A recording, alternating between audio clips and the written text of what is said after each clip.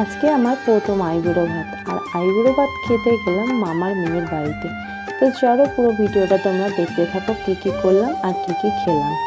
তো বোন আমাকে এই শাড়িটা দিয়েছে, সায়া ব্লাউজটা আমাকে পরতে আইবুড়ো ভাত খাওয়ার জন্য। তো চলো ঝটপট শাড়িটা আমি পরে রেডি হয়ে নিই।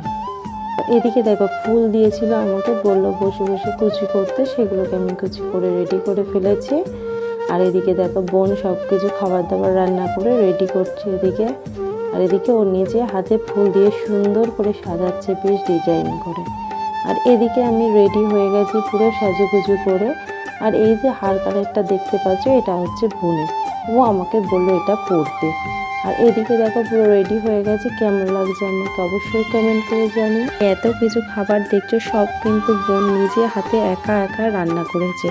আমি শুধু ওর মেয়েকে চৌকি দিয়েছি, আর ও সবটা একা হাতে কেটে কুটে রান্না করেছে।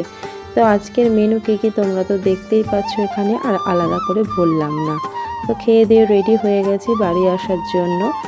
আচ্ছা, বোনের বরই দিতে যাবে আমাকে। তো এদিকে আমি ব্যাগের মধ্যে নিয়ে নিয়েছি ওর দেওয়ার শাড়িটা। আর এদিকে দেখো এই যে হচ্ছে বোন আর ওর মেয়ে, এই যে।